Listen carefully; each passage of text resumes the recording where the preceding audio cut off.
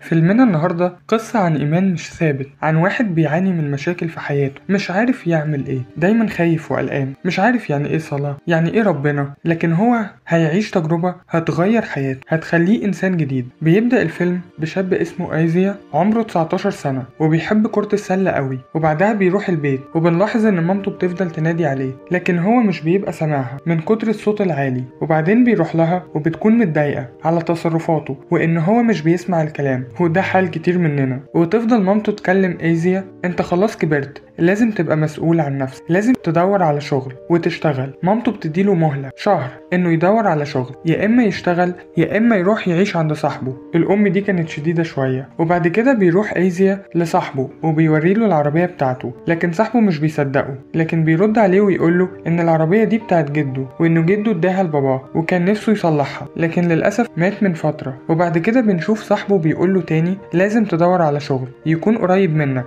علشان انت مش هتعرف تسوق العربية. وبنشوف أيزيا وهو بيدخل كافيه وبيتعرف على واحدة اسمها أبيجيل، وهي بتقوله: انت أول مرة تشرفنا؟ بس بيرد ويقول: أيوة أول مرة أدخل الكافيه ده. بعد كده بنشوف أبو إيجل بيدخل ويقول لأيزيا: انت جاي تشتري ولا ايه بالظبط؟ فبيرد عليه ويقوله: انا مش بحب القهوة اصلا. ولما ابوها بيسمع كده بيطرده بره، وفعلا أيزيا بيمشي من المكان. وبعدين بيدخل مكان تاني والموظفة بتقوله: اساعدك ازاي؟ أيزيا بيقول لها: انا عايز شغل. بس الموظفة بتقوله: انت عايز شغل معين؟ فبيرد عليها ويقول لها: اي شغل موجود عندكم. بعد كده الموظفة بتديله استمارة علشان يملاها ويكتب فيها بياناته. وبعد كده بيدخل راجل وبيفضل يتكلم معاه وبيقوله: انت جاي تشتري ولا ايه؟ بيرد عليه أيزيا: انا مش بشتري حاجة، انا بدور على وظيفة. وبيكون متعصب جدا على الراجل وبيقوله: انت شغال هنا؟ فالراجل بيقوله: انا رئيس الشركة هنا. بس أيزيا بيتعصب جدا وبيقطع الاستمارة وفي الاخر بيمشي. بس صاحب الشركة بيقوله: انت متعصب ليه؟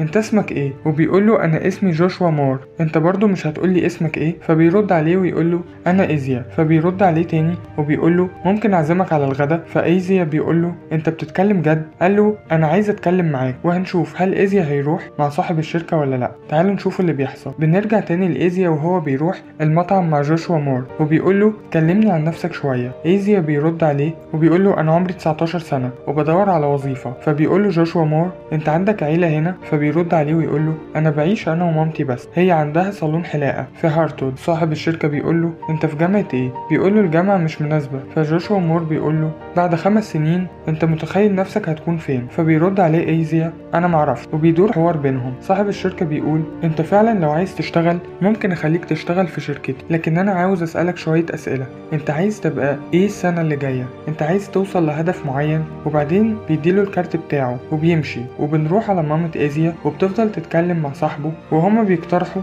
ان لازم أيزيا يشتغل ويبقى مسؤول عن نفسه. وبيروح أيزيا لمامته المحل وبيقول لها: انا محتاج العربية بتاعتك علشان شفت على الانترنت كذا شغل، عايز اروح وادور. بس مامته بتقوله: تمام بس ما تتأخرش. وبيمشي وبيروح يدور على شغل، لكن صاحبه بيقوله: ما تيجي نخرج سوا. فبيرد عليه: انا مشغول جدا. وبيكون بيدور على شغل بأي طريقة. لكن بعد كده بيروح أيزيا يلعب مع صحابه كرة سلة، وبيلاحظ ان مامته كلمته في التليفون كتير لكن هو مردش، ومامته بتكون متعصبة جدا. وفي سؤال هنا بيطرح نفسه: هو ليه أيزيا ما راحش يشتغل في شركة جوشوا مور؟ ليه استهان بكلامه؟ ليه دايما واخد كل اللي حواليه ضده حتى مامته؟ وبنرجع تاني لمامته بتفضل تزعق وتقوله: انت بتكذب عليا وقلت انك تروح تدور على شغل. بس بيقول لها: كل المحاولات قفلت، اعمل ايه؟ بس مامته بتقوله: ما ينفعش تستسلم، عند اول الطريق لازم تدور على شغل في كل مكان. لكن مامته بتقوله: انت بتتصرف زي باباك. لكن بيرد عليها وهو مش مستحمل الكلام وبيمشي ويسيبها.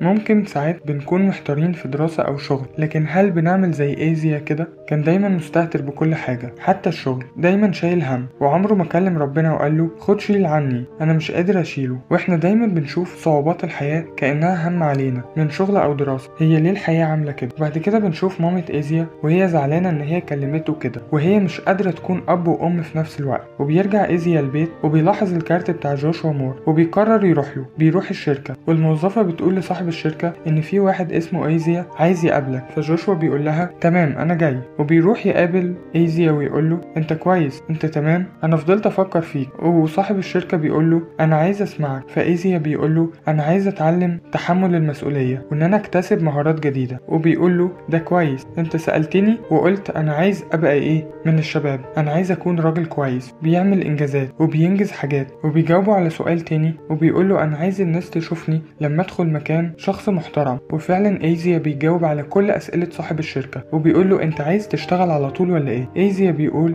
انا عايز اشتغل بس مش على طول، ممكن نبدأ بشغل معين. فصاحب الشركة بيفرج ايزيا على المصنع ويروح مع جوشوا يتعرف على زوجته جانال. وبتقول لإيزيا انه لازم يتعلم حاجات جديدة في الشغل. بعد كده تود بيكلم ايزيا على الشغل وبيقول له لازم تيجي في الميعاد المحدد. بعد كده لما بيرجع البيت امه بتقول له انت كنت فين؟ فبيرد عليها وبيقول لها انا لقيت شغل. ومامته بتكون فرحانة جدا انه هيشتغل. وبعد كده بيتكلم معاها وبتقول له انت لازم تروح الكنيسة. فبيرد عليها ويقول لها انا مش عايز اروح الكنيسة. ومامته بتقول له ربنا عايزك تقرب منه. بيقول لها بس انا مش بعيد عن ربنا، هو لو عايز يتكلم يجي ويتكلم معايا، لكن انا مش هروح الكنيسة علشان يشوفني. بعد كده مامته بتشكر ربنا ان هو لقى شغل. في الوقت ده اللي ربنا بعت له فيه شغل من خلال صاحب الشركة، كان بيقول ايزيا ان هو مش عايز يكلم ربنا، انا مش عايزه يكون في حياتي، انا عايز اكمل لوحدي. لكن هو مش عارف ان ربنا ليه خطة كبيرة قوي لحياته وهو مش ممكن يتوقعها. لكن خلال رحلة الحياة هو اكيد هيشوف تعاملات ربنا في ادق التفاصيل. وبنشوف ايزيا بيروح الشركة وجوشوا مور وبيتكلم معاه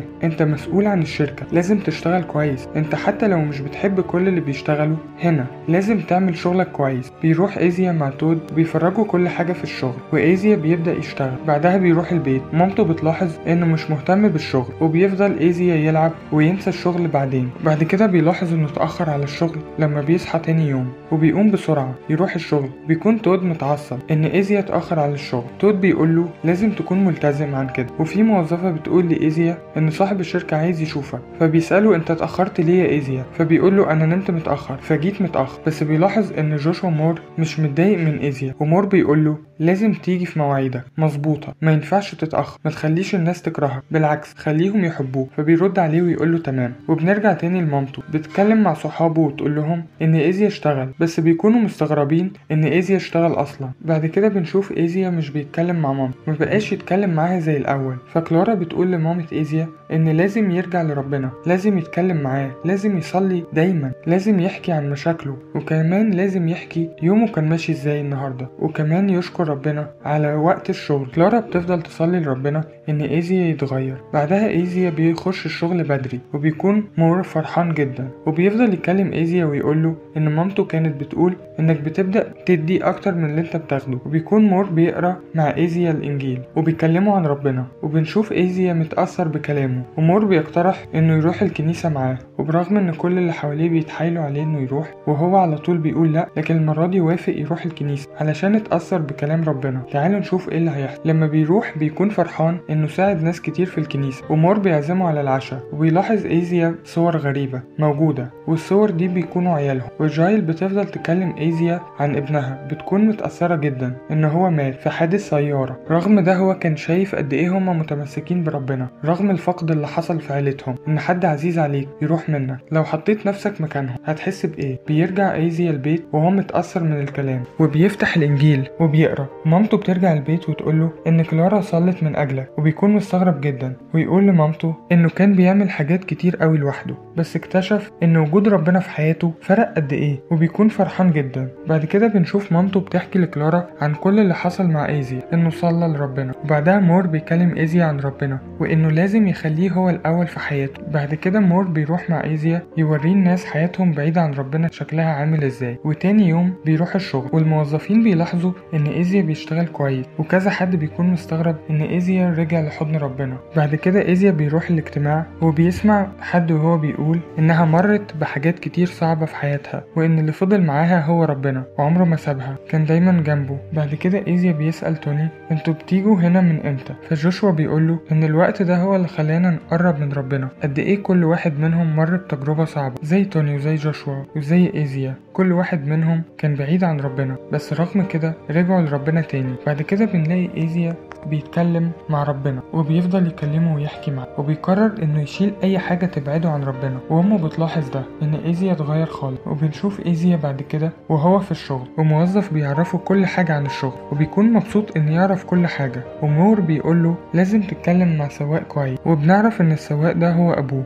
ايزيا بيتعصب جدا وبيمشي، ومور بيقوله انه يتكلم بهدوء ويهدى. فبعد كده ايزيا بيحكي له عن باباه قد ايه كان انسان وحش معاهم وسابهم ومشي، وكان ايزيا بيتمنى انه ما يشوفوش تاني، وكان بيفضل يعيط. وايزيا بيتمنى انه ما كانش يشوف باباه تاني وبيفضل يعيط. ومور بيقوله ان هو كان نفسه ينتقم من اللي قتل ابنه، لكن بعد كده فهم ان دي كانت مشيئة ربنا. ومور بيقرر انه يسامح الراجل ده. فايزيا بيقوله هو انا المفروض اسامح ابويا؟ مور بيقوله لو الكره هيفضل جواك هيتحول لمرارة وغضب، وبيقوله خلي ربنا في كل مشاكل، هو يقدر يشيل عنك الحمل. بعد كده بنشوف مور وهو بيدي مذكراته لإيزيا عشان تساعده على انه يسامح ابوه. مهما كنت زعلان من حد لازم تواجه الزعل ده، ما ينفعش تخليه جواك ويتحول لكره وغضب. بعدها إيزيا بيرجع ويفضل يقرأ في مذكرات مور، وكمان بيلاقي الكتاب المقدس بيقول ملقين كل همكم عليه لأنه هو يعتني بكم. وبيفضل إيزيا بيعيط ويقول لربنا أنا مش قادر أشيل كل ده، أنا عايزك أنت يا رب تدبر كل حاجة من عنده. وبيقرر إن هو يسامح أبوه بعد كل اللي شافه، عشان عرف قد إيه ربنا بيحبه، وما ينفعش حد يكون بيصلي كتير كده وبيكره. وإيزيا كمان كان بيصلي من أجل مامته، وبيقول له أنت يا رب عارف قد إيه أنا بحب مامتي، واحميها يا رب لأنها دايما هي بتصلي عشان. وبيفضل يعيط كتير، ومامته كمان كانت شايفاه وبتفضل تعيط هي كمان لأنها سمعت كل حاجة. عايز أقولك إن ربنا بيزعل جدا لما تبعد عنه، وفي نفس الوقت إحنا بنكون ماشيين وشايلين هم كبير. بعد كده بنشوف إيزيا وهو بيقول لصاحبه أنت تعرف جوشوا من إمتى؟ رد وقال له أنا بقالي 15 سنة أنا وجوشوا صحاب. وبيسأله أنت تعرف موضوع جايلين ابنهم؟ فإيزيا بيقول له عرفت من جانل